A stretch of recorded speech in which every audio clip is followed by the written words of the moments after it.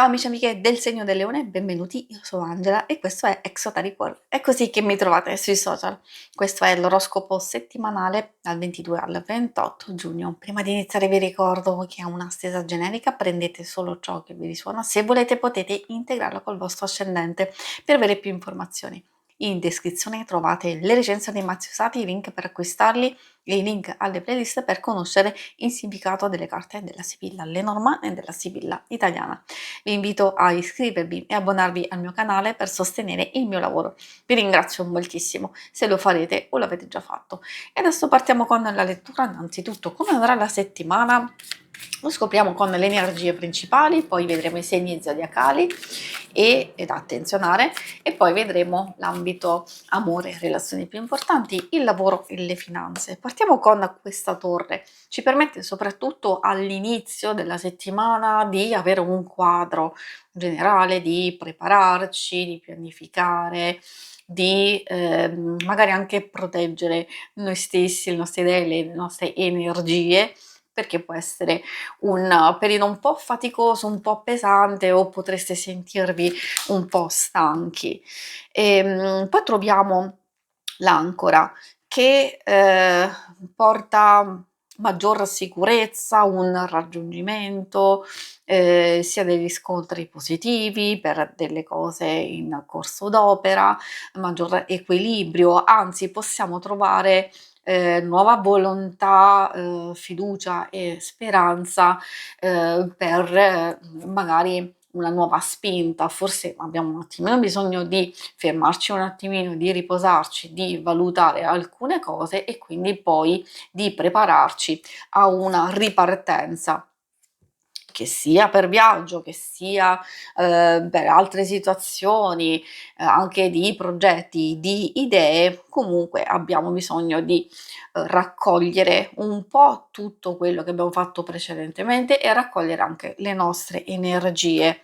Di sicuro i risultati positivi li vedrete fin da subito o nel corso della settimana. Bellissimi questi gigli perché appunto portano realizzazione, soluzione di vecchie situazioni e maggior tranquillità e serenità. Quindi abbiamo questo nuovo equilibrio. Per i segni zodiacali da attenzionare abbiamo principalmente quelli di acqua, cancro, scorpione e pesci, troviamo anche un po' quelli di terra, toro, vergine e capricorno. E adesso procediamo con l'ambito amore. Ambito amore, coppia single, consiglio di ascoltare perché effettivamente magari molti di voi possono cercare anche informazioni riguardo amicizia e famiglia. Quindi abbiamo l'agenzia può portare qualche conflitto e qualche tensione, potrebbe essere causata da dinamiche pregresse, dove c'è un po' di confusione, soprattutto nella comunicazione. Quindi se è un conflitto interiore dove non riusciamo magari a spiegarci, a trovare un punto di incontro e di confronto, e allora sì, è normale che ci possa essere qualche tensione. Magari effettivamente ci sta consigliando di cercare di superare insieme magari qualche ostacolo, o di cercare effettivamente di fare chiarezza con noi stessi prima, forse di coinvolgere o investire l'altra persona appunto dei nostri dubbi. Abbiamo poi Moghetto e Giacinto e che ci dicono subito che questa è una condizione proprio molto passeggera e che poi tutto andrà a risolversi, esserci felicità ritrovata. Giacinto porta anche un bell'ambiente frizzante di gioco, di tranquillità, di attrazioni, di coinvolgimento. In realtà potrebbe esserci anche qualche sorpresa interessante. Questo ovviamente vale anche per l'amicizia, per un familiare.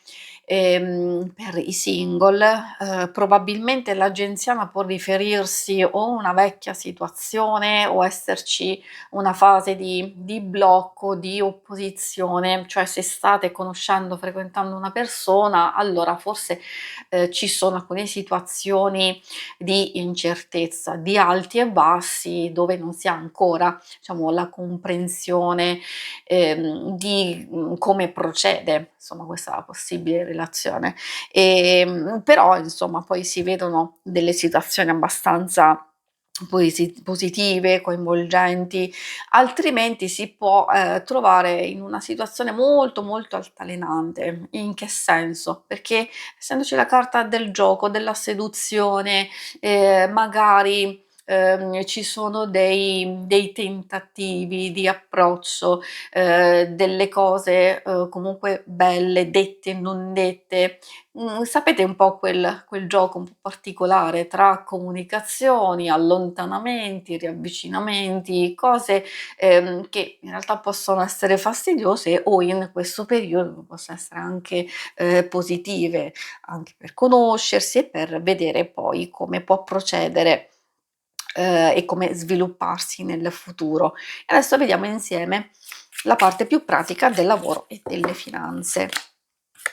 Troviamo la carta della morte. In realtà questa non deve spaventare. Vedendo le vostre energie principali può anche voler dire che vi avvicinate alla conclusione, di un lavoro, di un impegno che può essere stato difficile ed estenuante per voi, oppure c'è una fase importante della vostra vita nell'ambito lavorativo dove c'è bisogno proprio di concentrarsi su questo passaggio.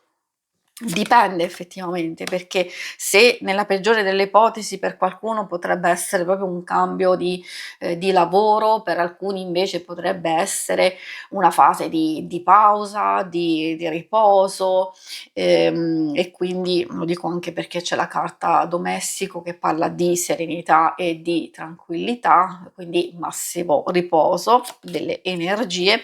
Per altri invece, come vi dicevo, è un po' più importante, quindi capire, ovviamente le situazioni che viviamo sono tutte diverse, ricordo che è una stesura generica, magari in base alle mie indicazioni potete tirare la vostra linea per capire in che circostanza vi trovate.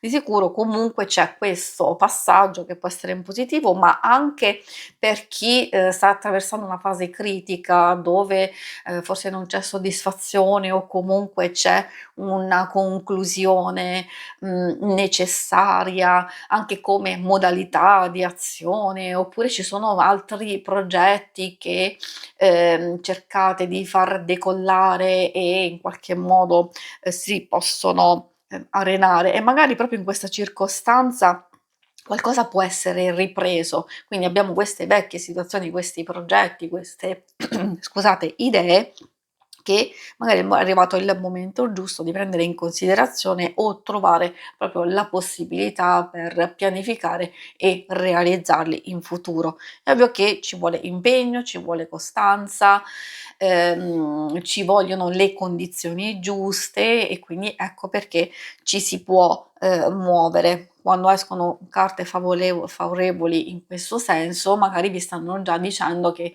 questo è il momento giusto per incominciare a seminare, a piantare e a pianificare, anche per chi è in cerca di lavoro, perché se state lasciando, avete già lasciato, oppure c'è un periodo che è stato un po' morto, spento da questo punto di vista, allora ecco che c'è una nuova fase, quindi anche una ricerca che può essere molto, molto più vantaggiosa e costruttiva per voi.